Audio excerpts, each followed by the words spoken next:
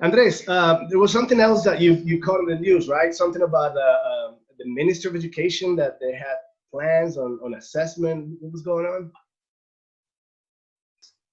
Well, what Isabel Rueda, W Radio was mentioning, it was the possibility of promoting students that are failing their year or they are not ready to be promoted to the following year.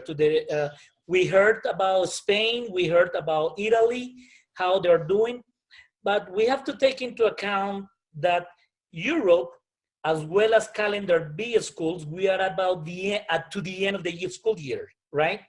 But most of our schools in Colombia are calendar A. So hopefully we can make up the time that we haven't done virtually, because as I mentioned, especially for public schools and some private schools that are having a lot of difficulties, they are going to have time in order to adjust and probably go a little bit longer during the year in order to cope with those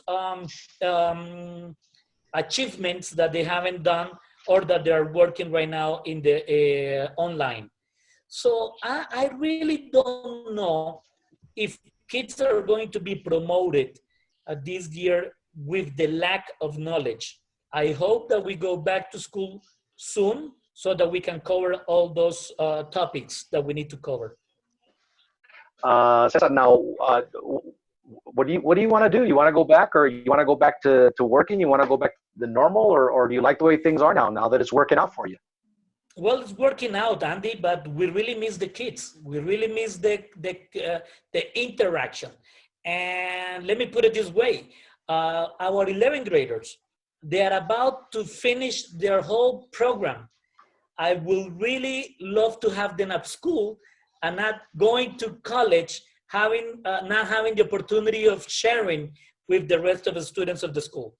There are a lot of things that we are not going to be able to do, like the talent show, for example, that is a big event for us, but we know that given the conditions, we are not going to be able to do it because it's a massive activity.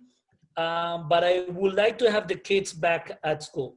Of course, if everything is safe.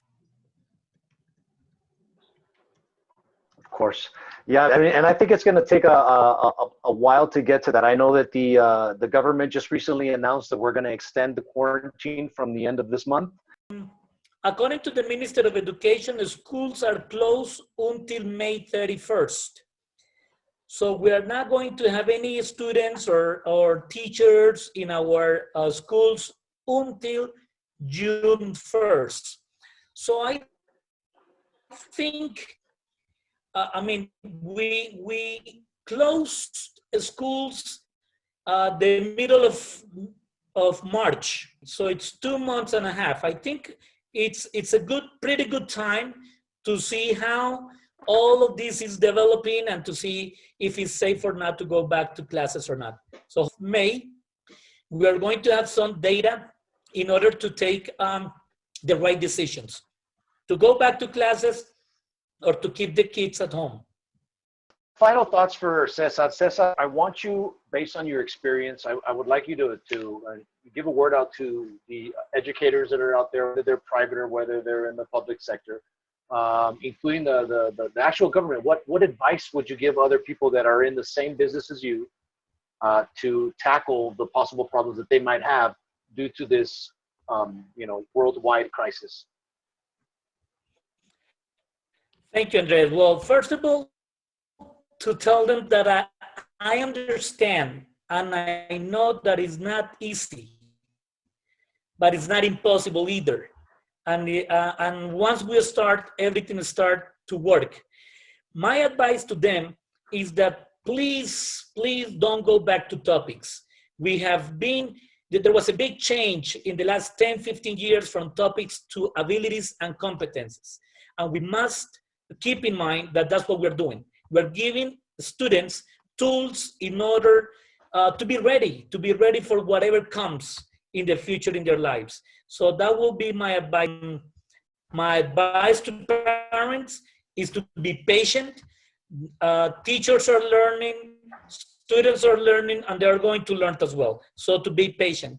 To the Minister of Education, well, good luck. They have a huge, hopefully it will work. And we are here to share what we have done, and we're open to help anybody. Great, Cesar. Well, I really appreciate you giving us your time. All your advice and everything that you've shared with us is quite phenomenal. You know, in these times in times of crisis is when we most have to come up with solutions that maybe have had to have come way before, but at a moment's notice, we need to adapt. And you're a perfect example of how that happened. So I want to congratulate you, and I want to thank you very much for sharing your experience with us. Well, Julian, Andres, thank you very much for inviting me. It was a real pleasure sharing time with you guys. It was nice seeing you again. And well, hopefully this will happen soon and we can get together and have a cup of coffee. Awesome. Of course, definitely. Yes. Awesome. Great hearing from you, Cesar. All right, man. Take care, guys. Thank you, Cesar. Thank you so much. Have a good one. You too. Bye-bye. Bye.